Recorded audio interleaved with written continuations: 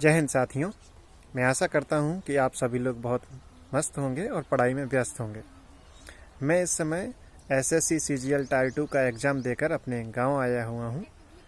आप लोग देख सकते हैं ये बहता हुआ पानी, पीछे से बैकग्राउंड म्यूजिक में चहचहाती हुई चिड़ियाँ और चारों तरफ हरियाली।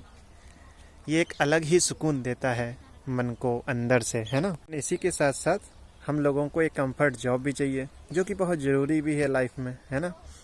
तो उसी के रिगार्डिंग जो आरआरसी हुबली में मेरा मेडिकल एग्जामिनेशन हुआ था, उसका एक्सपीरियंस मैं एक बार फिर से आप लोगों के साथ शेयर करने के लिए तैयार हूँ। मैं आ चुका हूँ। पिछली की वीडियोज़ में काफ़ी कमेंट्स आ रहे थे कि नौकनी और फ्लैट फूट के बारे में एक दो वीडियो बनाइए, उसमें कैसे क्या हो रहा है। तो मैं आप लोगों को बता दूं कि जब आपका हाइड्रोसील, पाइल्स, जॉइंट्स वगैरह चेक हो रहे हैं, उसी टाइम पर नौकनी और फ्लैट फूट वो चेक कर ले रहे हैं आपको बिना बताए। किस तरीके से? तो वो कैंडिडेट्स बिल्कुल भी ना घबराएं जिनको लगता है कि मेरा फ्लैट फूट है। क्यों? क्योंकि फ्लैट फूट वो ऐसा चेक नहीं कर रहे हैं जैसा डिफेंस में होता है, जैसे पुलिस में होता है या आर्मी, नेवी, एयरफोर्स, इन सब में होता है। तो फ्लैट फूट उन्हें वैसा बिल्कुल भी चेक नहीं करना है। किस तरीके का चेक करना है? आप जब चल रहे हो तो चलने के टाइम आपको दर्द तो नहीं हो रहा, बैठ रहे हो, उठ रहे हो, बैठ रहे हो, या फिर जंप कर रहे हो, उस टाइम पे कोई पेन तो नहीं है फ्लैट फूट की वजह से। ऐसा तो नहीं है कि आप चल ही नहीं पा रहे हो, फ्लैट फूट है या फिर कोई प्रॉब्लम इशू आ रहा हो चलने में, जंप करने में, इन सब में।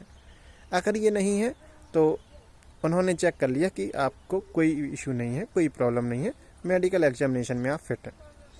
फ्लैट फूट बस ऐसे ही चेक होगा। अब बात आती है नौकनी की। तो नौकनी में क्या है? जब वो आपसे कहेंगे ना कि जंप कीजिए, बैठिए, फिर से उठिए, जंप कीजिए, पीछे मुड़िए, चल के बताइए, तो इसी टाइम पे वो देख लेंगे कि जब आप नॉर्मल पोजीशन में स्टैंड होते हैं ना, दोनों पंजों के बीच कुछ गैप होता है। उस टाइम पे जब आप स्टैंड हैं तो क्या आपके जो नी है ना, वो एक दूसरे को टच कर रहे हैं? हो ही नहीं सकता, है ना, क्योंकि उसी के टच करेंगे जिसका बहुत ज़्यादा नौकनी है उस टाइम पे। तो इतना तो ज़्यादा नौकनी किसी का होता नहीं है, और इतना ज़्यादा नौकनी होने के कारण ही उसको चलने में, उठने बैठने में प्रॉब्लम आती है। और रेलवे को आपको ये नहीं चाहिए कि आप नौकनी एकदम बिल्कुल भी नहीं होना चाहिए। बस इतना चाहिए कि आप जब फिजिकल करें, थोड़ा बहुत वॉकिंग करें, जंपिंग करें, इन सब में आपको इशू ना आए। अगर डिफेंस के मेडिकल एग्जामिनेशन कभी दिया हो, उसमें अनफिट हो गए हों नौकनी की वजह से, तो इसमें आपको टेंशन लेने वाली कोई भी बात नहीं है।